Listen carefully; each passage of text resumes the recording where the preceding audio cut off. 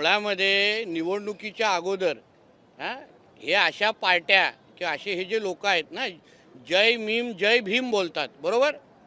आणि निवडणुकीच्या नंतर फक्त जय मीमच राहतं. आमच्या डॉक्टर बाबासाहेब आंबेडकरांना विसरतात. आमच्या संविधानाला कुठल्या संविधानाच्या कुठल्या पानावर नगरपालिकेमध्ये महापालिकेमध्ये नमाज पठण परवानगी आहे, हे डॉक्टर बाबासाहेब आंबेडकरांच्या लिहिलेल्या संविधानामध्ये कुठे परवानगी आहे ह्याचे जरा कागद दाखवा होते नि मला. तुम्ही तिथे विकास करण्यासाठी निवडून गेलेला आहेत की धर्म वाढवण्यासाठी निवडून गेलेला आहात? हे जिहाद नाही का? ह्याचाच विरोध आम्ही वारंवार करतोय ना. तुम्ही विकास करण्यासाठी अगर लोकप्रतिनिधी म्हणून लोकांनी तुम्हाला निवडलं असेल तर तुम्हाला नमाज पढण्यासाठी तुमच्या मस्जिदी आता बंद पडल्या आहेत का?